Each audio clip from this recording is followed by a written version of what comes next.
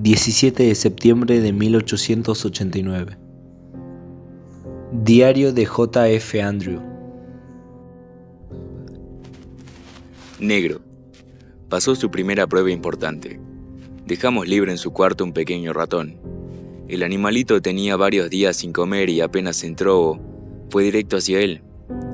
Hago esto con la idea de que aprenda a defenderse y atacar. Pienso ir enfrentándolo a animales cada vez más grandes. Él sabe lo que es la violencia. Por eso Félix le ha pegado y maltratado cada día de su existencia. Cuando el ratón se le acercó, lo destripó de un solo golpe. Verde. He logrado con él algunas conversaciones muy interesantes, aunque no llega a los 4 años.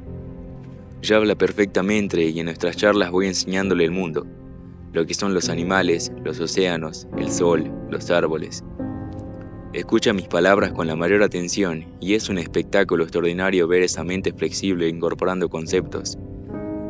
A diferencia de lo que sucede con la mayoría de los niños, que conocen un árbol y luego aprenden que es un árbol, la educación de Verde es completamente abstracta. Es imposible saber hasta qué punto entiende lo que le enseño y con qué imágenes representa en su mente los conocimientos que va adquiriendo. Pero por las preguntas agudas que hace, creo que el estar obligado a tanta abstracción lo ayuda a desarrollar un tipo de inteligencia más profunda. Azul. Hasta la fecha le he regalado ya 4 mariposas. En cada caso la sorpresa y alegría fueron enormes. Creo que ya espera con ansias que le traiga periódicamente una nueva amiga. Es sorprendente la relación que establece con ellas. El otro día pude observarla y juraría que la mariposa respondía a sus órdenes. Azul se paraba en el medio del cuarto con sus bracitos en cruz y si ladeaba la cabeza hacia la izquierda, las mariposas se posaban en su palma izquierda, y si lo hacía a la derecha, en la derecha. ¡Extraordinario! ¿A qué se deberá? ¿Logrará algún tipo de conexión con las mariposas? ¿Una empatía especial con ellas? ¿Por las drogas, quizá? ¿Es tal cosa posible? De lo sucedido hasta ahora es lo que más me resulta asombroso. Escapa completamente de mis cálculos. Debo seguir con atención esta relación. Me duele un poco, con cada muerte de una mariposa, presenciar la reacción de Azul. En algunos casos pasa horas sin mover ni un músculo. No termina de comprender qué es lo que pasa con sus amigas cuando deciden dejar de mover sus alas y quedarse petrificadas para siempre. Y una vez muertas no nos permite que las saquemos del cuarto.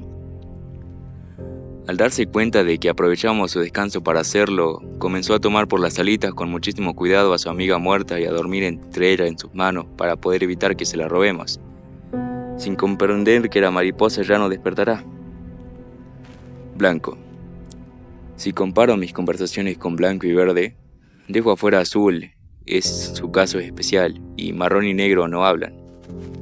Queda claro que Verde es más inteligente.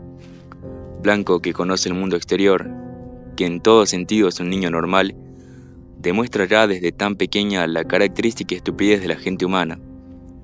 Es caprichoso, poco estable en sus estados de ánimo, dado a la distracción, a buscar el divertimiento por encima de todo. Verde, en cambio, es serio, introvertido, agudo observador y sediento de conocimiento. Marrón. Escondí un suculento pedazo de carne entre las plantas. Un ser humano normal, más un niño, jamás podrían haberlo encontrado guiándose únicamente con su olfato. Sin embargo, a Marrón solo le llevó 3 minutos.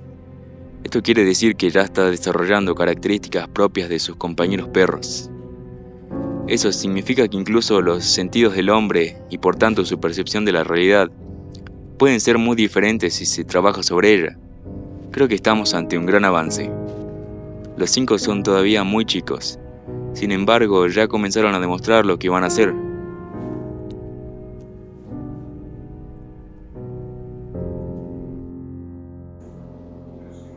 Hipnosis. ¿Está de acuerdo con lo que vamos a hacer, Amira? Sí. Para que la hipnosis funcione necesito que se relaje y confíe en mí. ¿Usted confía en mí? Está bien, no es necesario que me mienta. No tiene por qué confiar en mí. Para eso está con nosotros Alejandro. ¿Confía en Alejandro, Amira? Sí. Alejandro, ¿usted cree que este tratamiento será beneficioso para Amira? Sí, lo creo. ¿Ve? Alejandro confía en mí. Por lo tanto, usted puede confiar en mí también. Ahora vamos a empezar, ¿de acuerdo? Sí, Relájese y fije su vista en el reloj que tengo en la mano. Comenzaré a mover el reloj como si fuera un péndulo. Usted no apartará la vista de él en ningún momento. Muy bien. Ahora voy a indicarle lo que debe hacer. Le resultará muy fácil. Acompañe los movimientos del reloj con su respiración. Inspire profundamente, luego expire. Perfecto. Inspire. La respiración pausada comenzará a hacerla sentir muy cómoda. Expire. Sus músculos se distienden. Inspire. Si quiere bajar los párpados, puede hacerlo. Expire. Disfrute de la sensación de relajación y deje caer sus párpados. Inspire. No luche contra ellos. Expire. Cierre los ojos. Ahora tiene mucho sueño. Cuando yo se lo ordene, quedará profundamente dormida. Mantenga los párpados cerrados. Sienta el cansancio invadiéndola. Duerma.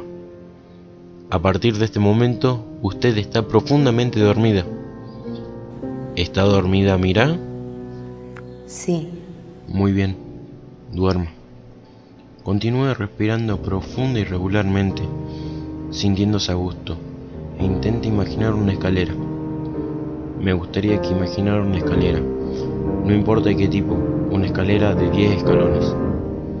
Imagínese que está en lo alto de esa escalera. ¿Ya está? Perfecto. Se encuentra mentalmente en lo alto de la escalera, y desde el escalón que está pisando se ve algunos escalones más. Dentro de un momento voy a empezar a contar, con voz clara y fuerte, de 1 a 10. Cada vez que yo pronuncie una cifra, usted bajará un escalón. Con cada escalón que baje, retrocederá en el tiempo hacia su infancia. Cuando llegue al último escalón, tendrá 10 años. Esta escalera la llevará a su niñez. Solo debe descender escalón por escalón, hasta llegar al último. No me importa cuántos años tenga en cada escalón. Lo importante es que, cuando termine de descender la escalera, tendrá 10 años. ¿Ha entendido correctamente? sí, Muy bien. Voy a comenzar a contar. 1. Baja el primer escalón. Comienza a volver en el tiempo hacia su infancia. 2. Baja el segundo escalón. Es un poco más joven. 3. Baja el tercer escalón. Recuerde que cuando termine de descender, tendrá 10 años. 4. Baja el cuarto escalón. Sigue retrocediendo hacia su infancia. 5. Baja el quinto escalón. Se encuentra en la mitad de la escalera. Cuando la descienda tendrá 10 años. 6. Baja al sexto escalón. Pronto habrá vuelto a tener 10 años. 7. Baja al séptimo escalón. Falta muy poco. 8. Baja al octavo escalón. Ya es una niña. Cuando termine de descender la escalera tendrá 10 años. 9. Solo falta uno.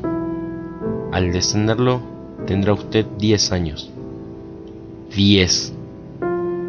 Ha descendido la escalera. Tiene 10 años. Abra los ojos.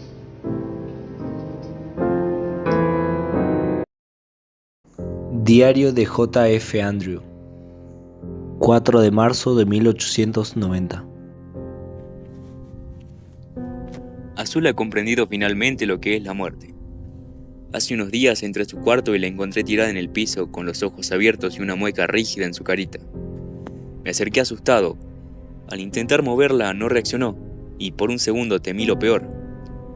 Pero enseguida noté que estaba caliente y al comprobar su pulso lo encontré normal. Entonces le hice cosquillas y no pude evitar largar una sonrisa. Estaba jugando a hacerse la muerta.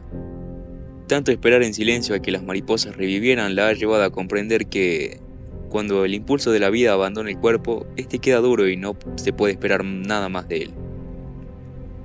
Pasa buena parte del día en esta posición, Hacerse la muerta ahora es su juego favorito. En cuanto a mi personal, si bien cada cual cumple con las tareas que le corresponden, me preocupa que el aislamiento en el que vivimos pueda afectarlos, especialmente a Joseph. Ya son varias las noches en las que lo encuentro borracho al punto de no reconocerme. Entiendo que sufren más que el resto esta soledad, dado que al no tener ningún tipo de inclinación intelectual, no encuentra en el estudio del sosiego que sí encontramos Brian, Félix, Mary y yo.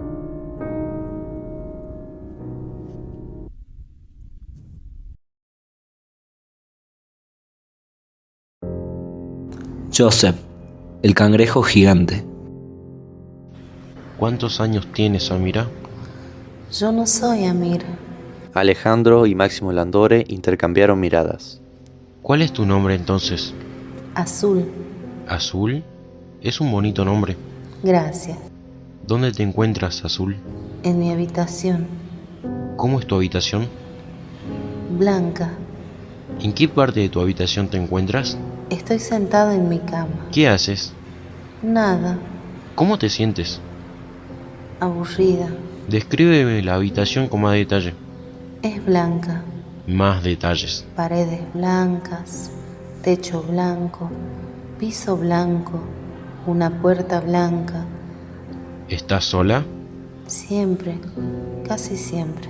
Y cuando no estás sola, ¿con quién estás? Con alguno de ellos. ¿Quiénes son ellos? Los que están del otro lado de la puerta. ¿Puedes abrir la puerta? No. O sea que no puedes salir. Sí, puedo, pero no por la puerta. ¿Y por dónde sales entonces? Por el pozo. ¿Qué pozo? El pozo que tengo en mi habitación. Yo misma lo cavé. ¿Y para qué sirve el pozo? Para escapar. ¿Vas a escapar pronto? Puedo escaparme cuando quiera. Lo he hecho muchas veces. Si quiero, puedo escapar ahora. Solo tengo que tirarme al pozo. Abajo está el pasillo. ¿El pasillo? Sí, el pasillo. ¿Y a dónde lleva el pasillo? A la playa. ¿Has estado en esa playa? Sí, ¿Cuándo? voy todo el tiempo. Bajo al pozo, recorro el pasillo y salgo a la playa. ¿Cómo es la playa? Hay sol y mar y arena. ¿Estás en la playa ahora? Sí, ¿Te gusta? mucho. Quiero ir al agua. Descríbeme la playa. Azul. Es hermosa. El agua es transparente. No hay olas. Está fría. ¿Y qué es lo que haces cuando vas a la playa? Quiero meterme al agua. ¿Sueles hacerlo? Siempre. Primero piso con mi pie el mar.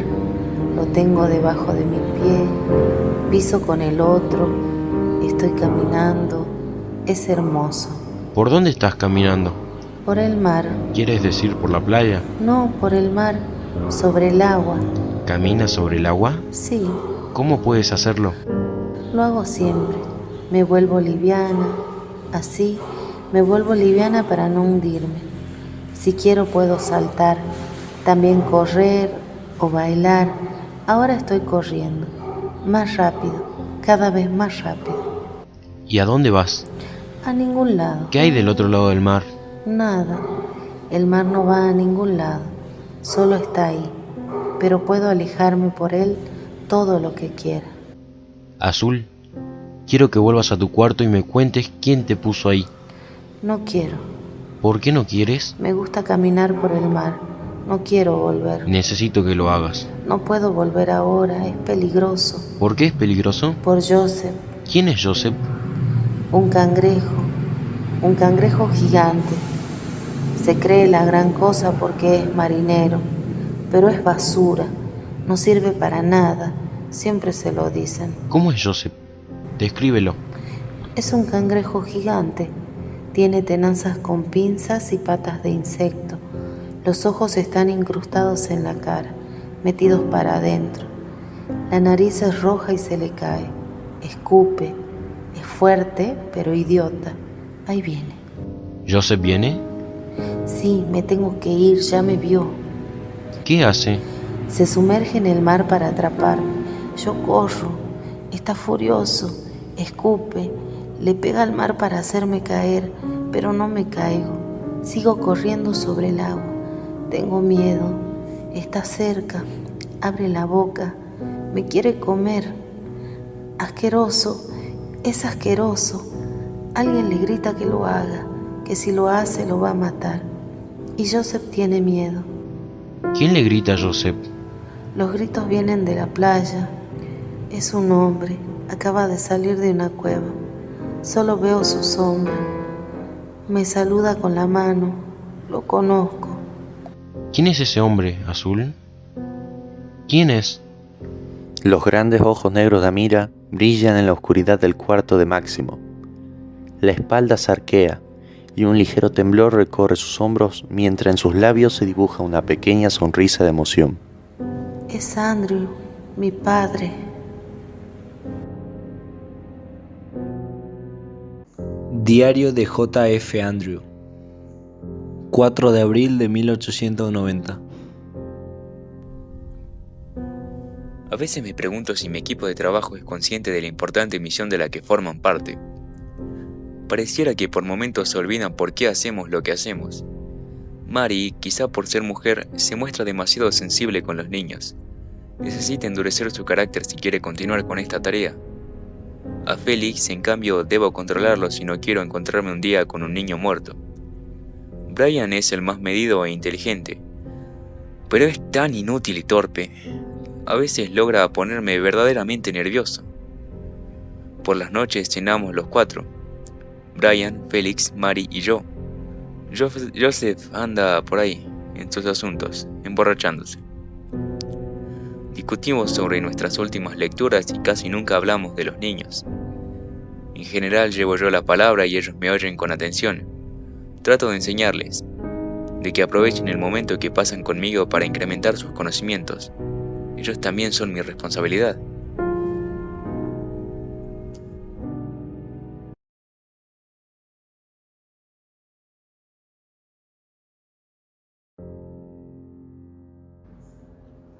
Realidad.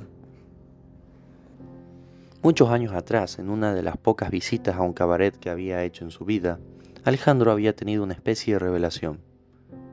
Observaba a una señora algo mayor para su oficio y bastante gorda. Mientras la mujer sonreía y posaba provocativamente con su corsé blanco, Alejandro comprendió una importante verdad sobre la imaginación humana. La mujer jugaba a ser sensual, creaba un personaje y se entregaba dando su mejor esfuerzo. El corsé blanco era su disfraz, la entrada a una versión distinta de ella misma. Pero el atuendo le quedaba chico. Los pliegues de carne escapaban al control del pedazo de tela. Se salían por arriba, por abajo, pequeños y grandes rollos que se asomaban curiosos en completa rebeldía a la figura impuesta. El corsé dibujaba en el cuerpo una cintura fina, un busto prominente, una cadera armónica. Pero ni la cintura, ni el busto, ni la cadera eran reales. La verdad estaba en los rollos. El vestuario elegido era pura ficción. El cuerpo, la realidad. La ficción, la fantasía, la imaginación, como el corsé, pretendían imponer un orden a la realidad. Este es el comienzo, este es el final. Esta historia trata de eso. Este es bueno, aquel es malo. Pero la realidad siempre es más grande, siempre más compleja. Como el desbordante cuerpo de aquella mujer, la realidad no permitía ser inconcertada. Ahora, Amira Anwar caminaba junto a él, y no había corsé posible que la abarcara. Su historia parecía escapar a cualquier orden lógico que Alejandro intentara imponerle. Lo que más le molestaba era saber que esa historia se desarrollaba sin su participación, sin que pudiera tomar ninguna decisión para cambiar el rumbo de los acontecimientos. La maquinaria infernal que se había puesto en funcionamiento la noche en que los niños desaparecieron, aún ahora, 25 años después, seguía su marcha inexorable hacia un final que no comprendía. ¿Qué podría hacer él ante Amira y su mundo de sueños? ¿Qué hacer ante Demian y su silencio? ¿Qué hacer ante Dimitri y su actitud perruna? ¿Cómo luchar contra un cangrejo gigante llamado Joseph? Solo podía dejar que todo siguiera su curso y sorprenderse ante cada nueva pieza del rompecabezas. ¿Y si el rompecabezas no formaba ninguna imagen? ¿Y si las piezas se sucedían unas a otras agregando más y más confusión? Al salir de lo del Andore, Amira le había pedido que volvieran caminando. No cruzaron palabra en todo el camino. Mientras la miraba andar, Alejandro se preguntó hasta qué punto ella sería consciente de lo que había dicho en la habitación del hipnotizador. Había cruzado algunas palabras con Máximo antes de abandonar su despacho, mientras Amira lo esperaba en la habitación contigua. Landore estaba tan confundido como él en cuanto a los resultados de la sesión. ¿Y cuál es su opinión? Le había preguntado Alejandro. No sé qué pensar. No parece estar mintiendo. Por otro lado, lo que dijo no tiene el menor sentido, al menos para mí. ¿Usted entendió algo? No, pensé que usted sí. No, yo solamente puedo hipnotizarla, pero de ahí a entender lo que dice... Mientras pensaba, Máximo recorría con la mano su barbilla rojiza. Alejandro descubrió que ese gesto era habitual en él, pues ya lo había notado en el encuentro anterior. Pasaba el pulgar y el índice lentamente por su barba, de una punta a otra, en una especie de reconocimiento del terreno. Cada tanto se detenía en algún pelo en particular para luego amasarlo durante unos segundos entre las dos yemas, arrancarlo de un tirón. ¿Cuáles eran los pelos que debían ser arrancados? Solo sus dedos parecían saberlo. Era como si relatara un sueño. Dijo Máximo después de una larga pausa reflexiva durante la cual 3 pelos fueron forzados a abandonar su barba. Puede que haya expresado su recuerdo a través de símbolos. Es muy extraño. Nunca vi nada igual. ¿Y por qué no recuerda las cosas tal como fueron? No sabría decirle. Ya le expliqué varias veces que la hipnosis es una ciencia con zonas oscuras. El caso de Amir es complejo. Esto, por supuesto, si es que no está mintiendo. Creí que esa opción había quedado descartada. Acaba de decir que no parecía estar mintiendo. Dije que no parecía, pero pudo engañarme. ¿Por qué no? Mi veredicto no prueba nada. Una mujer tan hermosa como Mira puede engañarme fácilmente, se lo aseguro. Pero si no mintió, lo único que podemos hacer por ahora es meditar sobre lo que oímos y tratar de buscarle un sentido. Alejandro se preguntaba si ese sentido existiría, si realmente habría alguna forma lógica de interpretar el relato de Amira bajo hipnosis. Mientras la acompañaba a su casa, lo invadió una pena infinita. No pena por ella, sino más bien por él, por su incapacidad de ayudarla. El dinero ya no importaba. Pensó en sus amigos y compañeros de estudios, dedicados a la política, comprometidos con causas nobles que involucraban el futuro, el progreso, la nación. Pensó en los festejos del centenario, inflamando los discursos en los corazones encendidos por la búsqueda del cambio. Pensó en la democracia, la justicia, la libertad, en sus 1000 formas, muchas veces opuestas. Él tenía una causa más humilde, ayudar a esa niña grande a salir de su mundo de fantasía. Y estaba fracasando. Por simple que fuera su meta, no lograba correr el velo que se cernía sobre el pasado de Amir. Cuando llegaron a la casa de los Anuar, se despidieron con un gesto confuso, a mitad de camino entre el saludo formal y la confianza de 2 amigos. Ella lo miró directo a los ojos y sonrió. Era una forma de decirle que no se preocupara demasiado, que todo iba a estar bien. Una sonrisa que era también de agradecimiento, que indicaba que, a pesar de lo desconectada del mundo que parecía estar, entendía los esfuerzos que él estaba haciendo por ayudarla, y él sintió esa sonrisa como si fuera el mejor de los abrazos. Alejandro siempre había disfrutado especialmente el momento previo a dormirse, el estado de conciencia adormecida, intermedio entre la vigilia y el sueño, en el que las imágenes del día comenzaban a mezclarse con el barro acumulado de años de experiencia, y juntos gestan la materia de los sueños. Ese momento había sido siempre de los más felices de su vida, una felicidad íntima, secreta, cercana a lo religioso, mística. Cerró los ojos, en la oscuridad de su cuarto, en la oscuridad de sus ojos cerrados, en la oscuridad de su mente confusa. Comenzó a dormirse, y el mundo fue desapareciendo junto con la vigilia. Desapareció su cuarto de prolija austeridad, desapareció Buenos Aires y los hombres que recorrían sus calles dándole forma. Desaparecieron el centenario, la redacción del diario, las discusiones, las voces y las opiniones. Desaparecieron las mujeres y el deseo. Desapareció el mundo y todo lo que había en él. Y cuando ya estaba sumergido en la zona donde la vigilia y el sueño se hacen uno, apareció un rostro. Líneas que se cruzaban, rectas, curvas, daban formas, dibujaban con luz en la oscuridad, dibujaban labios finos, ojos negros brillantes, un rostro que Alejandro reconocía, el rostro de Amir Anwar brillando en todo su esplendor. El mundo no competía con ella, había desaparecido para dejarle el lugar que merecía. Alejandro la contemplaba en un tiempo sin tiempo, y mientras lo hacía descubrió que la amaba, que desde el primer día en que se encontraron no había dejado de pensar en ella, y aunque ya estaba dormido, el descubrimiento le dolió.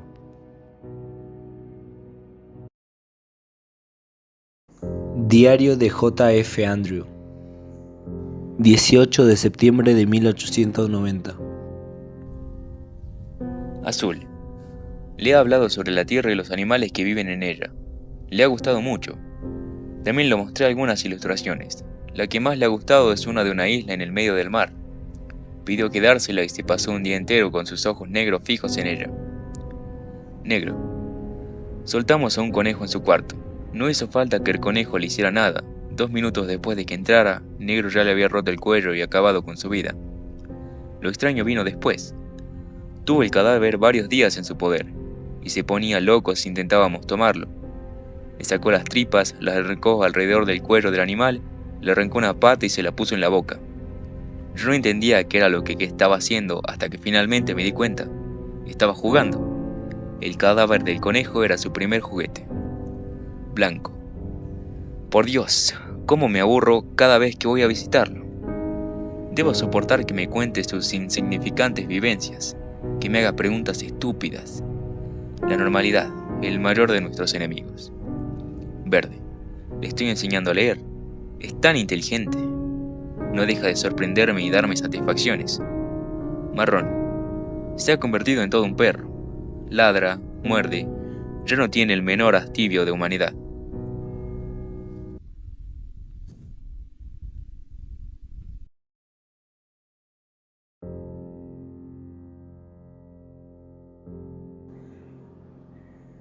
Visita al puerto.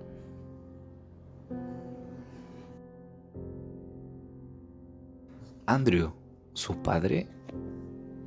Eso dijo. Omar caminaba nervioso de una punta del salón a otra. ¿Y qué más? No mucho. Su padre. Su padre. Por supuesto que no se refería a usted. Las manos de Omar lo tomaron por las solapas del abrigo antes de que pueda reaccionar. Claro que no. No vi a mi hija durante 25 años. ¿Quién es ese hombre? ¿Quién robó a mi hija? Tranquilícese, por favor. Alejandro empujó suavemente a Omar para no tirarlo al piso, pero con la suficiente fuerza como para sacárselo de encima. Al tomar conciencia de lo que había hecho, Omar se retiró avergonzado a la otra punta del salón. Perdón, yo soy su padre. Yo. ¿Quién es? No, tengo que saberlo. Y lo vamos a saber. En la calle cada día habían más banderas. A medida que el 25 de mayo se acercaba, un patriotismo embriagador invadía el ánimo de los porteños. Alejandro caminaba entre las banderas blancas y celestes con la cabeza en otra parte. Rehacía en su mente la sesión de hipnosis de Amira. Máximo le había aconsejado que encontrara el sentido del relato. Y, desde aquella noche, lo intentaba. Una y otra vez, evocaba la voz de Amira que hablaba de la habitación blanca, de la playa, del caminar sobre el agua, del cangrejo gigante, de su papá, y, poco a poco, el asombro ante lo extraño de la historia fue despejándose para dejar al desnudo algunos datos concretos. Separando cada uno de los elementos del relato, Alejandro pudo distinguir lo que le era de utilidad para su investigación. Tenía un lugar, una especie de celda blanca que mediante un túnel comunicaba una playa. Tenía un personaje, el cangrejo gigante. Y ahí la cosa se ponía más interesante, pues al menos sabía el nombre, Joseph, y su profesión, el cangrejo gigante es marinero, más algunas señales particulares, como los escupitajos constantes. Si toma en cuenta estos datos, llegaba a un resultado con apariencia, al menos, de pista, un marinero llamado Joseph. Pero, ¿por qué un cangrejo? Luego de pensarlo mucho, recordó que los marineros solían tatuarse símbolos de su oficio. Quizás, en la confusión mental de Amira, un marinero con un cangrejo tatuado se había convertido en un cangrejo gigante. Decidió que ya era momento de pasar a una etapa más activa de la investigación. Si había un marinero involucrado, él sabía dónde encontrarlo. Esperó a que se hiciera de noche y salió. Hacía frío para esa época del año. Dejó atrás el centro, luego él bajó y entró al puerto. Las calles del puerto eran de las más sucias. Ni siquiera los preparativos para los festejos del centenario, verdadera lavada de cara para la ciudad entera, evitaban que las ratas anduviesen a su antojo por el lugar.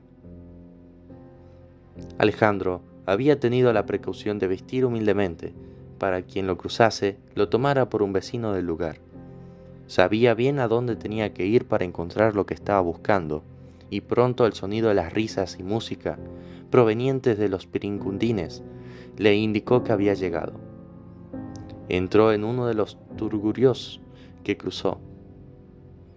El lugar estaba bastante lleno y el ánimo era festivo.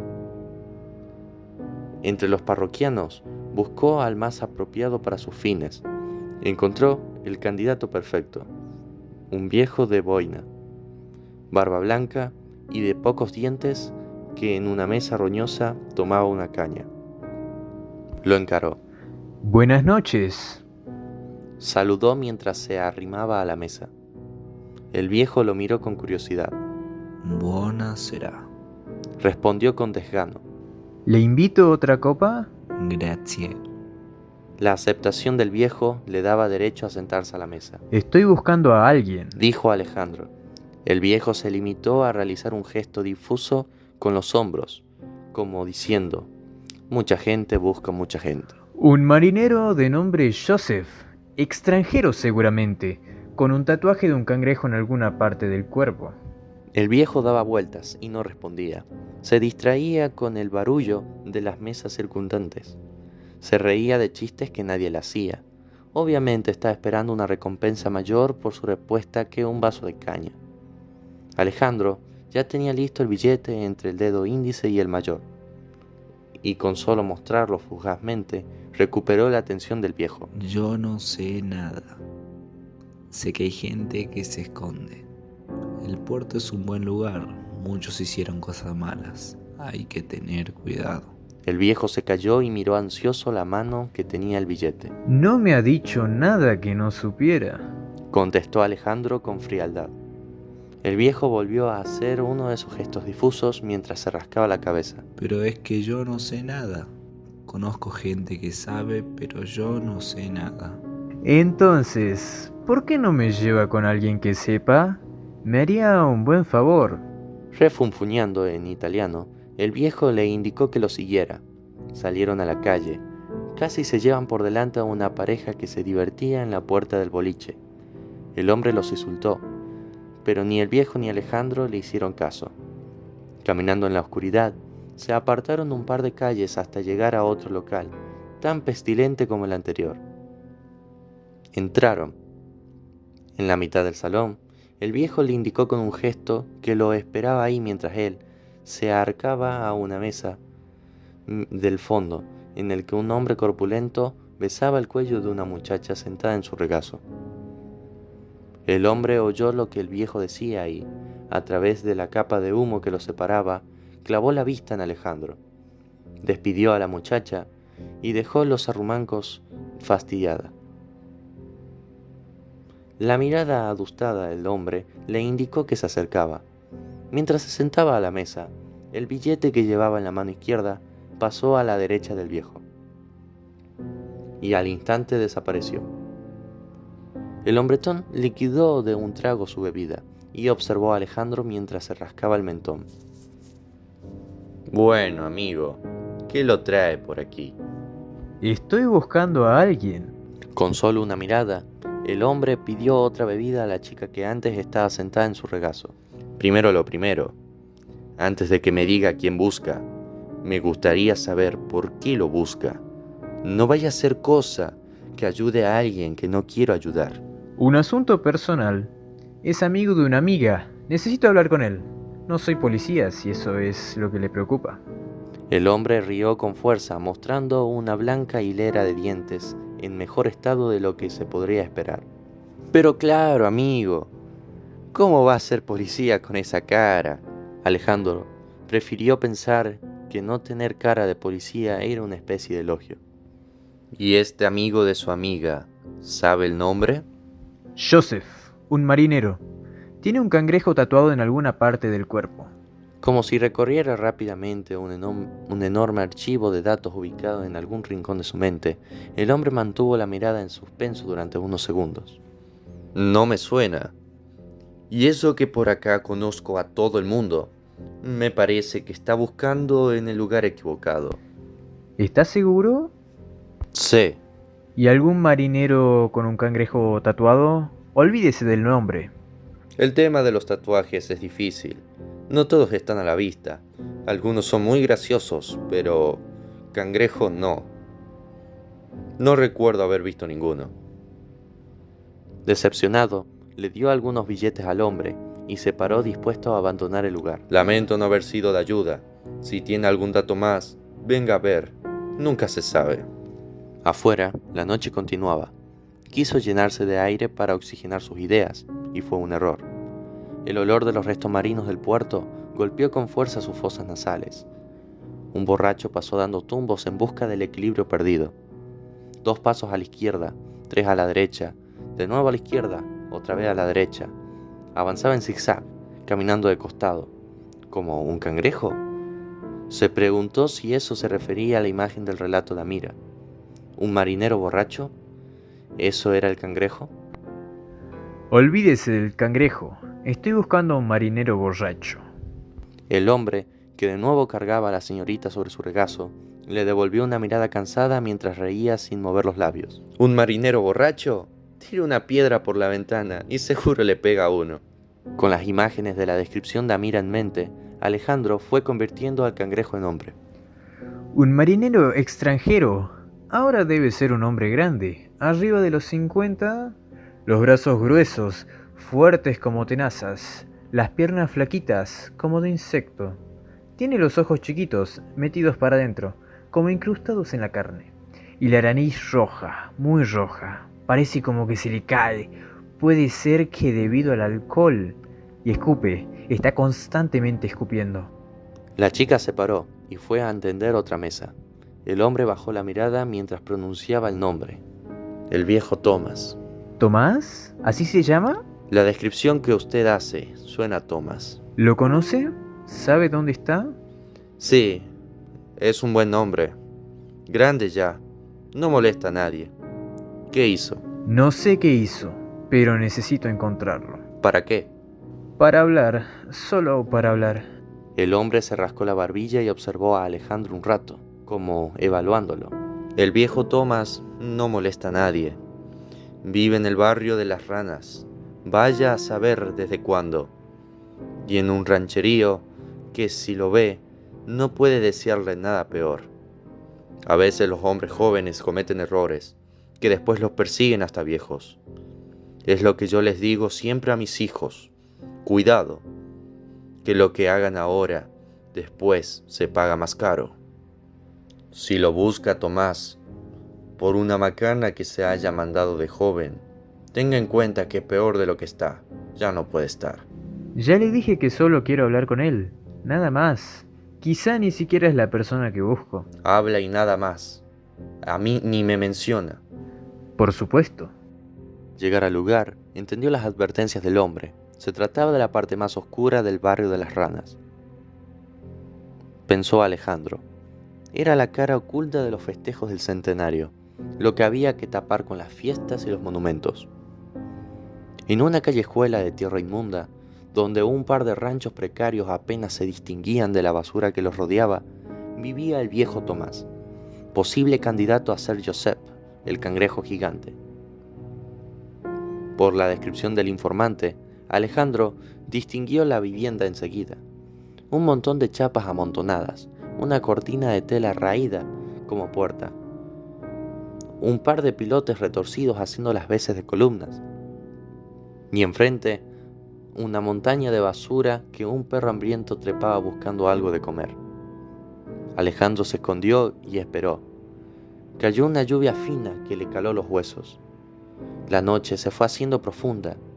Finalmente, una mano velluda se asomó por la cortina puerta y, en instantes después, un hombre grande con una cara surcada de arrugas, los ojos azules y chiquitos, el pelo rubio ennegrecido por la mugre y la nariz tan roja como una enorme remolacha, salió de la casa. Con las manos en la cintura y los ojos apenas abiertos, escupió con tanta fuerza que casi pierde el equilibrio.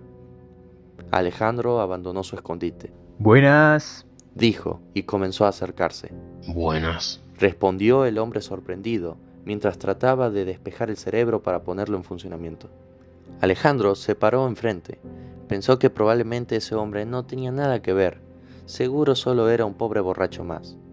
Pero decidió arriesgarse y actuar como si supiera otra cosa. Joseph. Dijo, mirándolo a los ojos. El hombre no tuvo tiempo de inventar nada. La boca abierta, la mirada desorbitada y el pequeño temblor que recorría su cuerpo no dejaban dudas. Alejandro había encontrado lo que buscaba. El hombre volvió a meterse en la casa. Vamos, Joseph. Sé que es usted.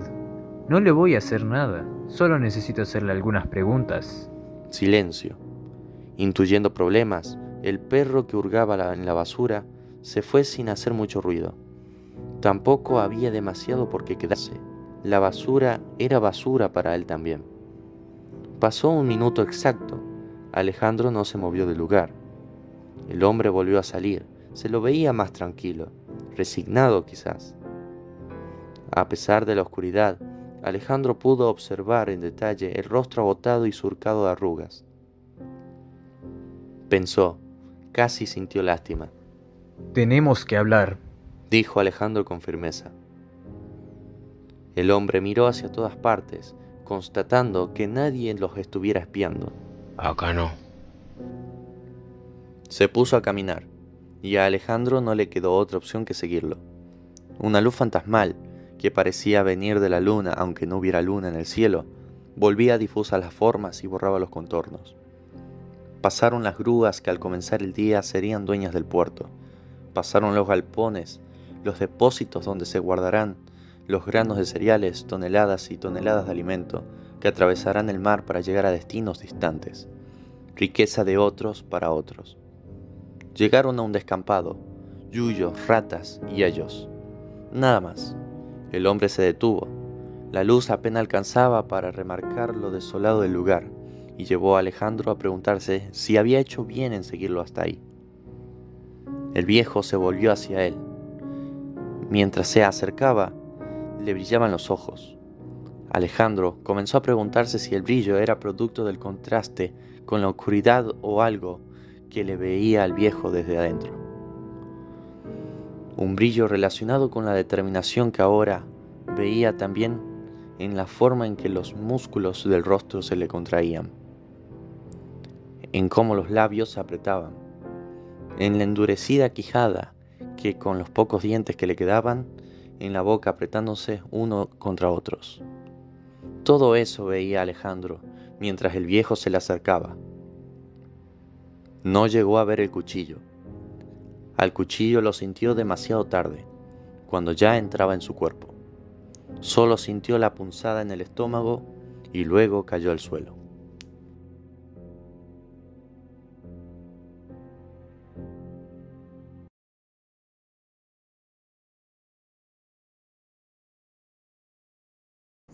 Diario de J.F. Andrew, 2 de noviembre de 1890. ¿Mari oculta sentimientos hacia mí?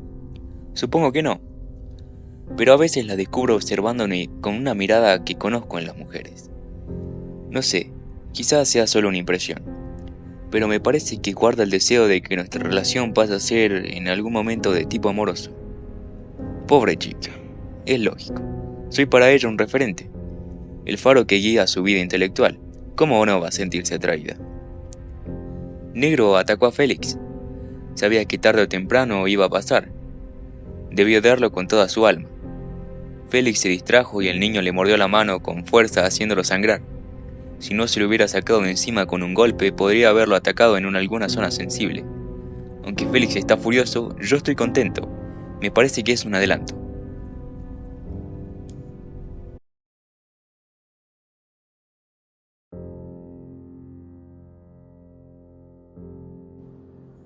Despertar. Gracias a Dios que está bien. La voz suena dulce, tranquilizadora. Cuando llega a sus oídos, crea un eco, y ese eco se convierte en una melodía, una secuencia de notas armónicas que sigue una cadencia casi imperceptible, sin el compromiso en la constancia que suele significar el ritmo, sin corcheas negras o blancas. Es un pulso más cercano al ritmo de la vida, ese que sincroniza la respiración con el fluir de la sangre, la rotación del sol con el crecimiento de un helecho, la marea y el pestañear de unos ojos que la contemplan. Como la melodía es ejecutada por la voz humana, cada nota está cargada de un sinfín de sentimientos que ningún otro instrumento podría lograr. En sus ojos cerrados, la melodía se viste con colores tenues y de paleta cromática de la carne. De ahí el calor que sienten al escucharla, como si fuera un líquido tibio que entra en su cuerpo por los oídos para llegar al torrente sanguíneo y revitalizarlo en su extensión. Se deja invadir por la dulzura y siente como el calor se concentra en su pecho, que de a poco se va expandiendo. Ya no es una cueva cerrada donde apenas pasa el aire. Ahora su pecho es una extensión de tierra firme, abierta al cielo interminable, una postal horizontal y verticalmente infinita. Y, en el cielo de su pecho, y de esta ensoñación musical, surge como un rayo algo inesperado, el sentido. La melodía, que ya era dulce, que ya era cálida, que ya era viva, se contempla cuando cobra sentido. Y no es el sentido de las palabras el que entiende, porque las palabras se le escapan, no existen para él. Solo existe la música, y si la voz dice, gracias a Dios está bien, él entiende exactamente eso, pero musicalmente. Y si las palabras transmiten preocupación, afecto, amistad, la música maneja un sentido más profundo, pleno, único, sin divisiones, un sentido que la arropa y crea ese cielo interminable en su pecho abierto en el que, de ser posible, se quedará a vivir por siempre. Cuando Alejandro abre los ojos, descubre que está solo, y la voz entonces recuerda a Josep y el puerto. Estuvo a punto de morir. ¿Cómo llegó a su cama? Una punzada en el costado derecho le quita la fuerza. Lleva la mano a la parte de su cuerpo de la que viene el dolor y encuentra que tiene el abdomen vendado. Se concentra en su estado de salud solo para poder concentrarse en algo. Con esfuerzo, quita la venda y observa la herida. Se alegra de descubrir que no es muy profunda. Por un momento se hinca, pero después recobra el equilibrio. ¿Quién curó la herida? ¿Quién lo salvó y lo sacó de las manos del cuchillero? Tiene que volver al puerto y encontrar a ese hombre. Da unos pasos por el cuarto para comprobar si puede caminar con facilidad. A cada paso siente un pequeño tirón en el abdomen. Abrocha los botones de su camisa y nota una mancha de sangre que quedaba tapada con el saco puesto. Busca sus zapatos, pasa su mano por el pelo revuelto y se prepara para salir. Aunque 15 minutos después está en la calle, al puerto nunca llega. Con solo poner un pie afuera, Alejandro sabe que pasa algo raro. Lo nota en el aire. Un malestar que asciende de los rostros crispados cruza la calle. Llena el clima denso y opresivo de la tarde. Ojos entrecerrados, labios retorcidos por el asco, temor en los pasos rápidos, apurados por llegar a casa o al trabajo. Hacía tiempo que Alejandro había descubierto entre la ciudad y él un compromiso no escrito que lo obligaba a sentir en carne propia cada desgracia que le sucediera a la urbe. No sabía si esta relación se daba entre todos los hombres y el lugar en el que vivían, pero él sufría cada herida que la ciudad recibía. Buenos Aires y Alejandro estaban atados en un pacto de sufrimiento mutuo. Si ocurría una inundación, un incendio, un derrumbe, sin importar qué fuera cerca o hubiese conocidos afectados, Buenos Aires se lo hacía saber en el modo en el que el viento golpeaba contra su ventana, en la frialdad con la que las baldosas recibían a sus pies, y en modos inefables que no se daban a través de ningún ejemplo sensitivo. Pero, ¿sufría Buenos Aires las desgracias que le ocurrían a él? Cuando él era el incendiado, el inundado, el derrumbado, ¿a Buenos Aires se le achicaba el corazón hasta sentirse inútil? Corre hasta un canillita para comprarle el diario. El pobre niño sufre un breve instante de temor al ver a Alejandro. Una prueba más de que algo raro pasa. Alejandro le saca un diario de la mano. La tapa está dedicada a un caso policial. Las letras del molde parecen haber sido creadas especialmente para escribir esa noticia. Esa y ninguna otra. El horror salta de ellas como chispas, y Alejandro lee tan rápido que mezcla la primera con la quinta línea.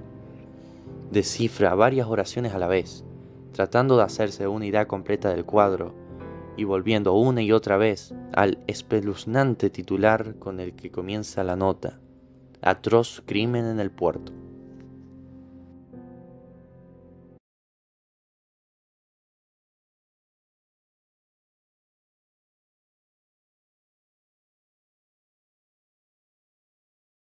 Diario de J. F. Andrew, 4 de agosto de 1891. Esperaba que las drogas tuvieran un efecto más profundo en Azul.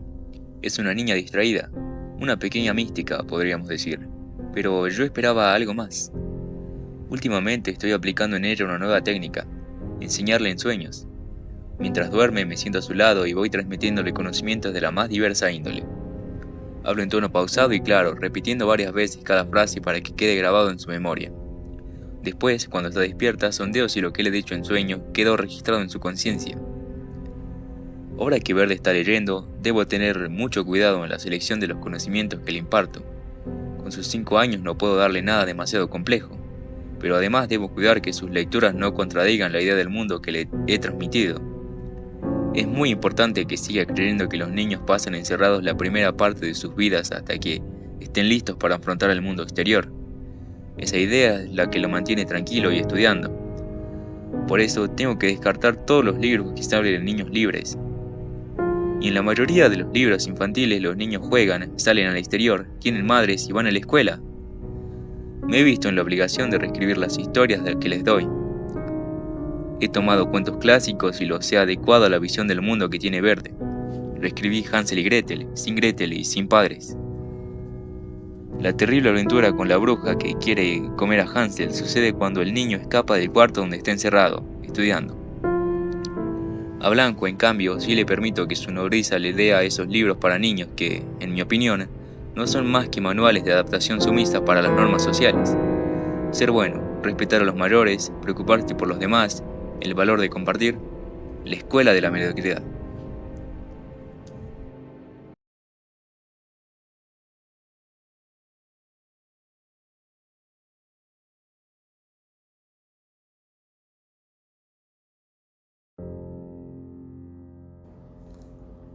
La obra. Los vecinos del puerto fueron rodeando la obra a medida que llegaban, primero uno, después otro. Formaron un semicírculo contemplativo a su alrededor. En el centro de lo que antes era un descampado desolado, la obra brillaba bajo el sol matinal. Primero ganó la curiosidad. Si se acercaron, fue porque intuyeron que algo extraño sucedía. Ninguno de los presentes llegó a preguntarle a su compañero: ¿qué es esto? ¿Quién lo puso ahí? ¿Cuándo apareció? Porque en quien contemplaba la obra la curiosidad y la sorpresa daban paso rápidamente al deslumbramiento frente a la belleza y a una sensación de paz y sosiego, completamente absurda si se tenía en cuenta el origen violento de la obra. Parecía estar ahí para despertar, en quienes tuvieran el honor de estar frente a ella, los más sublimes sentimientos. El rojo y el azul eran los colores predominantes, los mismos rojo y azul que cualquier pintor aconsejaría no combinar, colores opuestos y hasta enemigos. El rojo es cálido y se expande, el azul es frío y se contrae. Pero en la obra no solo no competían, sino que se potenciaban y hasta se explicaban uno a otro. Había también signos lineales, filiformes, indicaciones de posibles movimientos, triángulos, círculos y cuadrados. Estaban unidos por un criterio imposible de explicar, pero presente. Y si era un conjunto de formas y colores sin sentido, ¿por qué transmitía esa sensación de plenitud, de profundidad espiritual?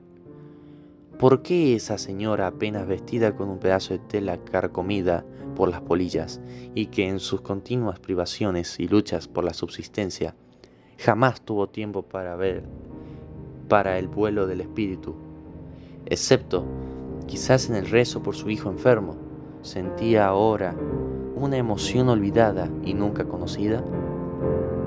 Arte. La idea fue haciéndose espacio poco a poco en sus mentes. Lo que estaban viendo era arte. Poco sabían ellos de arte. El arte jamás había formado parte de sus vidas. Y si la obra no representaba nada, si no había en ella figuras, ni escenas, ni historia, y era solo una explosión de colores y texturas, ¿cómo podía ser arte? Los vecinos del puerto, pobres y analfabetos, nos hicieron la pregunta en estos términos, porque las reflexiones sobre el arte no entraban dentro de sus posibilidades. Pero justamente, como no había en ellos esa reflexión, sabían que era arte. No les importaba que hasta ese momento el arte fuera esas tristes esculturas de hombres a caballo, bustos y gente desnuda rompiendo cadenas. Eso estaba muy bien. Pero esto era otra cosa. Esto era arte. Felices, exultantes, embriagados, con ojos ávidos, recorrían la obra de punta a punta, prestando atención a todo menos a su origen material. Querían demorar el mayor tiempo posible la comprensión de lo sucedido, para poder así disfrutar de la obra. Por unos instantes lo lograron. Luego, lo que desde un primer momento era evidente, se volvió ineludible, que ese rojo furioso era sangre, y que esa columna que se elevaba en el centro estaba formada de intestinos y huesos, que esa explosión de colores eran vísceras y fluidos, y que cada elemento de la obra había formado alguna vez parte de un hombre vivo. Recién entonces se oyeron los primeros gritos.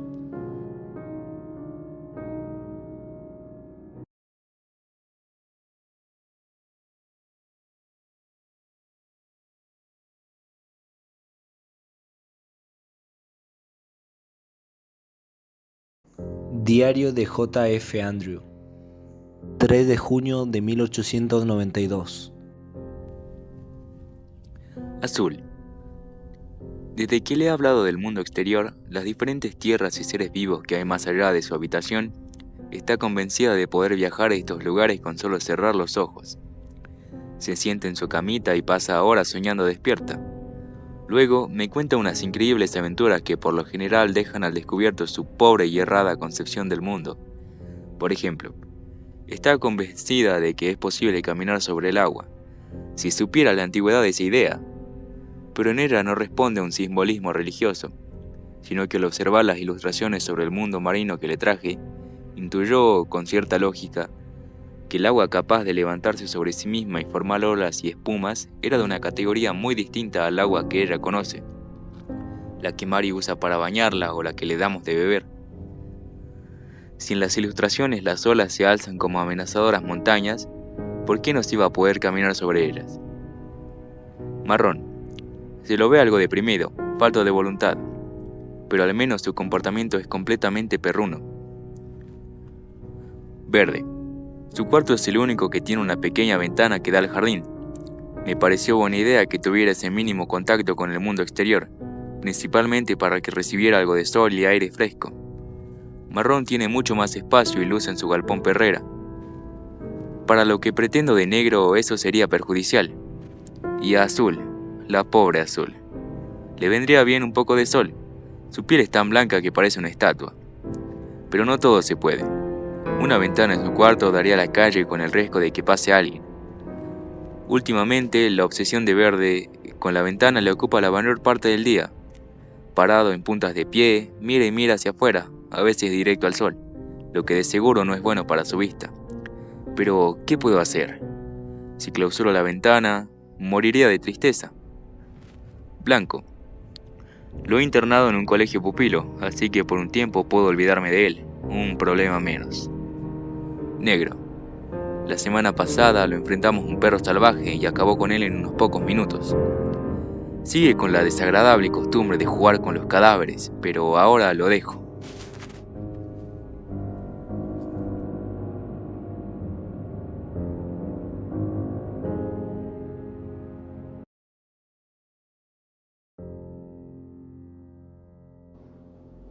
El cuerpo humano.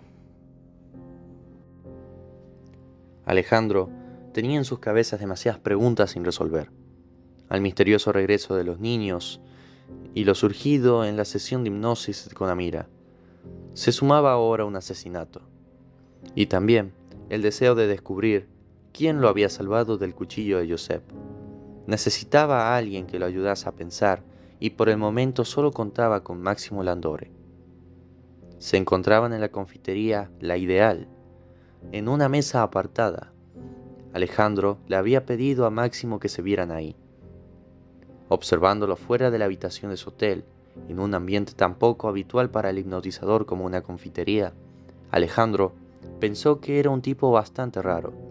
Esta impresión se hizo más fuerte cuando el hipnotizador pareció entusiasmarse, mientras Alejandro lo ponía al tanto de las novedades, y le explicaba cómo había descifrado lo dicho por Amira en la sesión de hipnosis para encontrar en el puerto a Josep, el cangrejo gigante, y cómo el antiguo marinero había intentado matarlo, para unas horas después aparecer muerto. Leí algo sobre ese crimen en los diarios. No sabía que usted estuviera involucrado. Y no lo estoy. ¿Está seguro de eso? No sé lo que pasó. Estaba vivo. ¿Y luego? Solo sé lo que leí en los diarios. Alguien lo asesinó en el mismo descampado en el que yo estaba, ensañándose especialmente con el cadáver. Sí, dicen que no fue un asesinato normal, que fue algo artístico. La palabra artístico quedó flotando en el aire durante un incómodo silencio.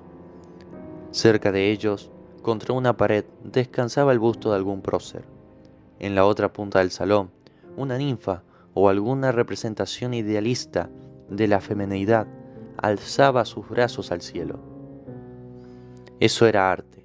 Sin embargo, lo encontrado en el puerto tenía poco que ver con esa clase de arte.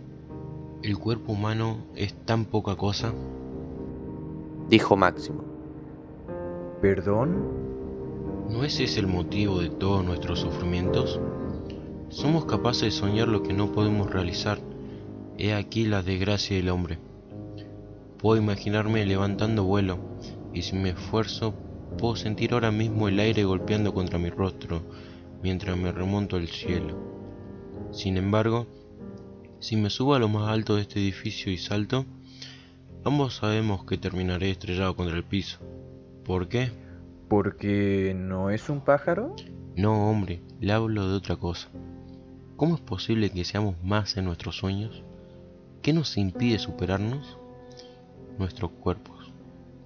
Hay quien se admira, con razón, de las cualidades del cuerpo humano y su innegable armonía, y no hay duda de que se trata de una maquinaria extraordinaria, tan extraordinaria como el cuerpo de una ballena, el de un león o el de una lombriz. Y sin embargo, mi alma es un tanto más, y digo la mía, porque la suya no la conozco, ni la de nadie más. Ni siquiera sé si las almas existen. Me refiero con alma a este conjunto de impresiones que soy yo. Y es tan increíble. Le aseguro que si no fuera por mi cuerpo, podría volar. Le digo más, si no fuera por mi cuerpo, sería un extraordinario pianista, un atleta de excepción, un gran bailarín. Porque si no fuera por mi cuerpo, mi alma no tendría límites. ¿Me sigue? La verdad es que no. Vamos. ¿No siente por momentos una fuerza descomunal, totalmente desproporcionada con respecto a lo que su cuerpo tiene? Cuando se enoja, por ejemplo, ¿no siente que sería capaz de incendiar el universo entero si pudiera hacer salir de su cuerpo el fuego inmenso que lo posee? No entiendo a qué viene todo esto. Por un momento Máximo pareció decepcionado. El alma de un dios en el cuerpo de un animal. Esa es la desgracia del ser humano. Ajá. ¿Y qué tiene que ver eso con el asesinato? Piensa en lo que el asesino hizo con el cuerpo. ¿No es esa una forma de acabar con el límite del que le hablo? ¿No intentaba el asesino convertir el cuerpo humano en algo grandioso? Al transformar el cuerpo de su víctima en una obra de arte, ¿no buscaba expresar lo que realmente es el ser humano? Convirtió el cuerpo de un viejo borracho en algo maravilloso, extraño, inexplicable, como el alma. Sí, un viejo borracho que hasta hace poco estaba vivo, y aquí la cuestión es filosofar menos y descubrir quién lo asesinó y por qué. Estoy tratando de pensar como la persona que cometió el crimen. Prefiero que piense que esto es una obra de fantasmas o de seres malignos escapados del infierno, y que usted lo rescató un grupo de ángeles. No. A mí me gustaría. Tengo debilidad por lo fantástico, aunque hasta el momento mi vida haya sido estrictamente realista. Alejandro interrumpió a Landore. Ese anciano era Joseph, el cangrejo gigante del relato de Amira. De eso estoy seguro. Por lo tanto, quien lo haya matado lo hizo para que no hablara.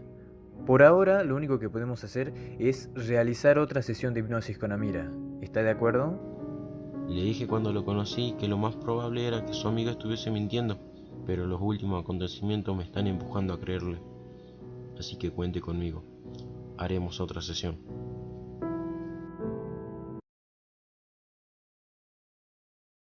Diario de J.F. Andrew, 23 de julio de 1893.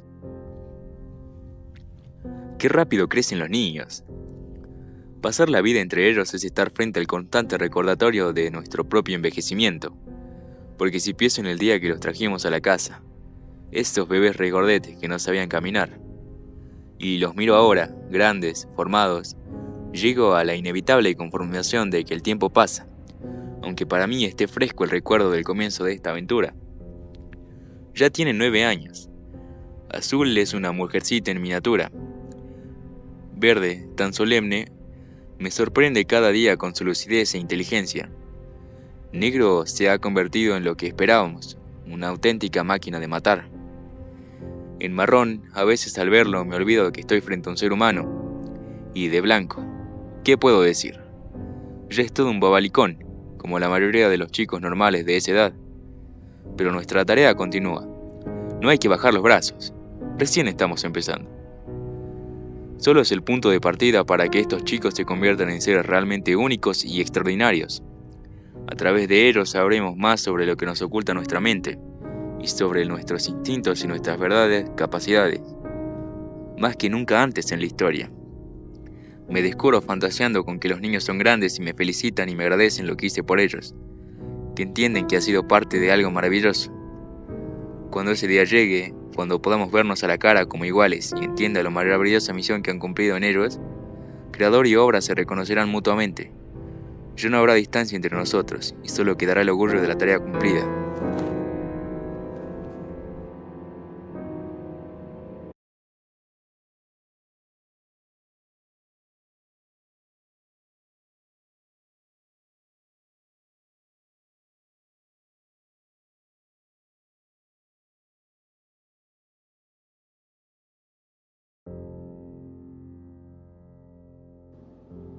El parque les ama. Aunque no viajaba mucho, en una oportunidad había intentado escapar de la ciudad, con la excusa de una propuesta de trabajo en un diario local. Y, 22 años recién cumplidos, Alejandro se fue a vivir a un pueblito a las afueras de Córdoba, jurándose no volver. Su padre había reprobado la mudanza, por supuesto. Durante 2 años lo logró, en una casita humilde pero acogedora. Pasó los años cordobeses preguntándose por qué no había decidido emigrar antes. A la distancia, la vida que llevaba en Buenos Aires se le hacía insana. Lo suyo era el campo, el cielo despejado, el tiempo transcurriendo con lentitud. En Córdoba descubrió que prefería los zigzagueantes caminos de tierra a las calles marcadas a cuadrícula, el canto de los pájaros a los gritos de los canillitas, las bocanadas de aire seco a la constante sensación de ahogo que le producía caminar por el centro. Sin embargo, con voluntad no alcanzaba, y si él prefería la naturaleza no lo prefería a él. No lo quería ni el cielo abierto, ni el arroyo zigzagueante, ni el pájaro cantor. Se lo hacían saber a cada rato. Si el pájaro cantaba, era por el terror que le producía su presencia. Si el paisaje era despejado, era para esquivarlo. Si la tarde era calurosa, era para sofocarlo. No hizo un solo amigo, y las mujeres pasaban a su lado como si él fuera invisible. Aguantó todo lo que pudo. Finalmente supo que, aunque nada quería menos, tendría que volver a la capital. Cuando llegó, Buenos Aires lo recibió con una sonrisa. En poco tiempo rehizo sus relaciones y consiguió trabajo. La ciudad era buena con él, y con esa bondad buscaba humillarlo. Si antes la gran ciudad había accedido a ser abandonada, era para demostrarle que, tarde o temprano, volvería arrepentido a su regazo. Fue en ese regreso que el contrato entre Buenos Aires y Alejandro tomó forma. Era bastante más complejo que un simple pacto de mutuo sufrimiento, e incluía muchas cláusulas. Pero había un lugar que Buenos Aires entregaba a Alejandro, un regalo para él y nadie más, sin importar que fuera público y que por allí transitaban cientos de personas. Ese lugar era suyo y era el corazón de Buenos Aires, no corazón en el sentido de centro o de territorio de mayor importancia, corazón por escondido, por íntimo. Era el sitio en que Buenos Aires se mostraba a Alejandro sin artificios, sin pompas, en su bella intimidad. Ese lugar era el Parque Ledesma. Por eso, cuando le ofreció a Mira ir a pasear por el parque, lo hizo con la intención de mostrarse tal cual era, de sincerarse ante ella, recibirla en su intimidad abriéndole las puertas de su pequeño reino de lomas y árboles de raíces retorcidas.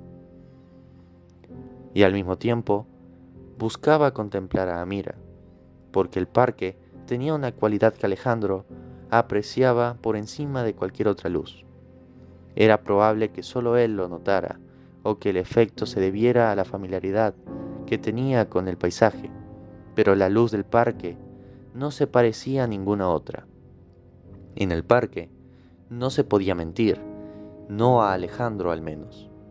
Y bajo esa luz particular pudo confirmar lo que ya sabía. Amira era hermosa. Mira, creo que tendríamos que realizar otra sesión de hipnosis. Tardaba en responder, o eso parecía, cuando separaba sus labios lentamente y permanecía en silencio, como dándole vueltas a lo que iba a decir, como si no pudiera encontrar las palabras adecuadas o se arrepintiera antes de pronunciarlas. O quizás no, quizás hablaba con palabras silenciosas, en una frecuencia no perceptible para el oído común, con palabras únicas y bellas que nadie podía oír, y recién después agregaba palabras de las sonoras, de las comunes, para aquellos que no habían podido escuchar lo que realmente había dicho. Yo no sé si quiero. ¿Por qué? ¿Fue una experiencia dolorosa? No, no lo fue. ¿Pero es realmente necesario? Creí que lo que más quería era recordar. La otra noche tuve un sueño. Usted y yo paseábamos por la ciudad, que estaba más hermosa que nunca, porque no solo había coches y edificios en las calles, sino también animales de todas las especies, y árboles y flores, y nosotros caminábamos y conversábamos, cuando de repente aparecía en el cielo el águila, ya no en la jaula, sino libre, volando libre como usted dijo que prefería. Y yo le hacía señas, le decía, ahí está el águila, y usted no oía, me miraba, pero no oía. Entonces el águila bajaba desde el cielo y con sus garras, que eran gigantescas, lo tomaba usted y se lo llevaba volando. Lo veía desaparecer en el cielo mientras el águila se elevaba más y más. ¿Y por ese sueño no quiere hacer otra sesión de hipnosis? Supongo que me preocupa lo que pueda pasarnos, a usted y a mí, si seguimos adelante con esto. No se preocupe, Amira. No hay que prestarle atención a los sueños. Nada va a pasarnos. Dejó a Amira en la casa de sus padres luego de combinar una segunda sesión de hipnosis. Ya se había hecho de noche. Caminaba volviendo a su casa cuando entre las sombras le pareció ver a alguien. Estaba a más de 50 metros, parado en una esquina. Era bastante tarde y no había nadie más en la calle. Aunque estaba lejos, lo que le llamó la atención fue la inmovilidad del personaje. No iba ni venía. Estaba parado, sin más. Alejandro caminó hacia él. El hombre no se movió. Al verlo con más claridad, descubrió que llevaba un sombrero viejo, un traje muy gastado y que tenía una posición corporal extraña, demasiado encorvada. Siguió caminando. Entre las sombras pudo ver el rostro. Descubrió un detalle perturbador. El hombre tenía la boca abierta y media lengua afuera. Colgaba la lengua y densos hilos de saliva caían sobre la camisa y el traje. Alejandro caminó más rápido. El hombre se dio vuelta y comenzó a irse. Caminaba de una forma extraña, forzada. Ahora sabía quién era. No lo había reconocido por la ropa. Alejandro comenzó a correr. Se estaba acercando. El hombre se dio vuelta y, por un segundo, a Alejandro le pareció que sonreía. Luego cambió su posición y, corriendo en 4 patas, se perdió en la oscuridad de una calle de Constitución.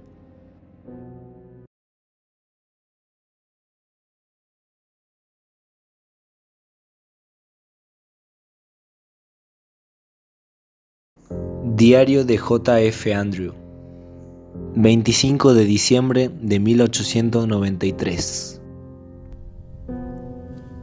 Creo que Mary no ha tomado bien mi idea.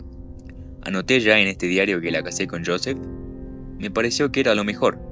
El hombre y la mujer han sido creados para estar juntos.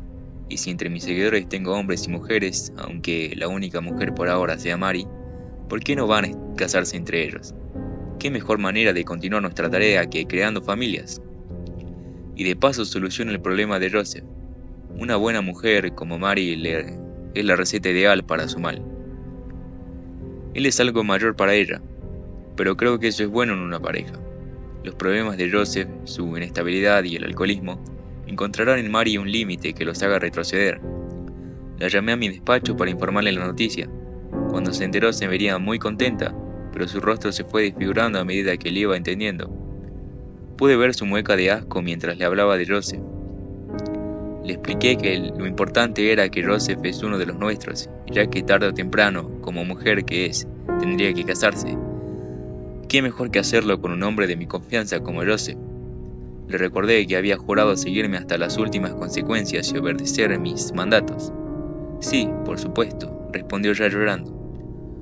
Dio media vuelta y se fue. Celebramos la boda una semana después. Oficié de juez. Si un sacerdote tiene el poder de unir matrimonios, ¿por qué no yo? Brian y Félix fueron los testigos. Como una morada hice jurar a Joseph y a Mary sobre un ejemplar de On the Origin of Species de Darwin. Los muchachos rieron un buen rato. Después la pareja se retiró a sus aposentos. A Mary se la veía asustada. Espero que Joseph haya sido suave con ella.